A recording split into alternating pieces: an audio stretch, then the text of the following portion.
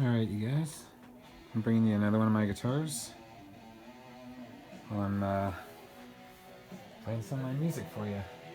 This is In My Dreams. This is a dark cherry,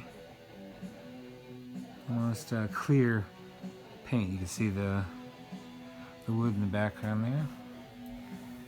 And it shows every single fingerprint in the world comes out on it. You can see that red. And these ones, the trick is to try to keep all these points in really good shape and not get anything on it. Getting a weird reflection there. If you cover it up, it's just a shadow. Rosewood fingerboard, and it's a double locking, so which means it locks here and it locks here. This is a Floyd Rose, but this is the licensed Floyd Rose special. Basically, it's not the greatest, but it works. Doesn't stay in tune as well as the other Floyds I have, but it works all right. Three-way toggle. All the way up is the neck pickup, in the middle is both of them, and then all the way down is just the bridge pickup. This is the volume master, and this is the tone master, which I never mess with. Always turn that all the way up and leave it alone. I don't like any of the other sounds that this thing seems to make with that. It does have a little scuff right here. Here's our output jack. These tips is what I was talking about. These are really hard to keep in great shape like this. But this one's always been put away after it's played, so it doesn't sit around and get a chance to get big chunks missing on it. And then you can really see the wood in there. It's supposed to be maple. I've never had a big enough chunk missing off of it anywhere to confirm that that's maple underneath there, but so far I've been lucky. No big chunks out of it. Anyways, pretty standard pickups. They sound well, you know, for a fairly inexpensive guitar, and it's just got that really cool body shape. They call it an X. This is manufactured by a company called SVP. And then this one's licensed, or they put Dr. Tech on the neck there. The cover still, the truss rod cover right there still has the plastic on it. I like to keep that kind of stuff on there as long as I can. Just like with the tuners, they still have the little cover on the back, or the gear. It still has little plastic covers on it. I just don't pull that kind of stuff off. I usually like to keep those on as long as they can stay on there. And then you can see where they've made it out of two pieces of wood, one there and one here. And it's a nice, smooth, kick butt, thin maple neck. Standard little cover there. Here's the access for the springs, and then here's where your access for the potentiometers and that toggle switch is. And like I said, you can check out those points.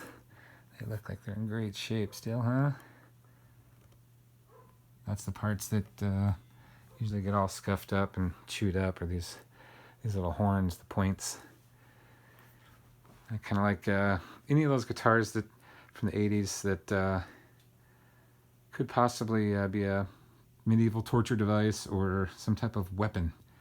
Worst case, you could grab it and bash somebody with this thing. Do some thrashing. Anyways, you can see here, a big old scuff in it. I think the cable sat in the case on it or something there. I'm not for sure exactly how that happened, but one of those things. Anyways, there she is, and you can see the dark red. It's transparent, so you can see right through it there. Looks pretty cool.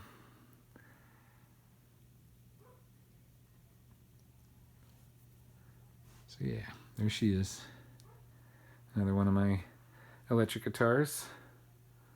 I like any of those headstocks like that. I think are just super cool. Any hockey stick, Kramer style is what we called it back in the day, because anything that started doing that was Kramer started doing it first that I remember, and then Jackson and everyone else started doing it.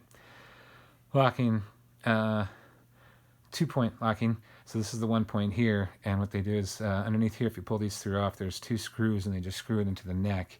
The only problem with that is the more you mess with these, the more chance you have those two to loosen and this whole thing to start coming out. So you gotta be really careful with that, keep that all in really good shape, and so you have to be a little more delicate with that compared to the best ones. They put 2 holes here, drill it in here, and bolt it so it's sandwiching between the two.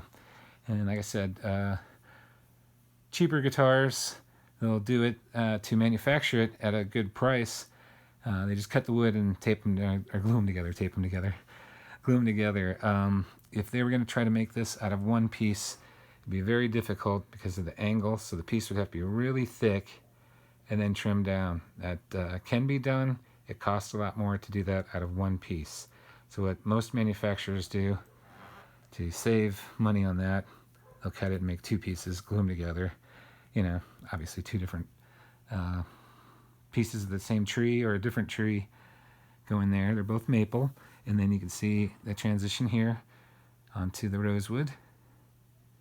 You get in there close. It's got kind of a cool pattern, and it's really thin, nice neck.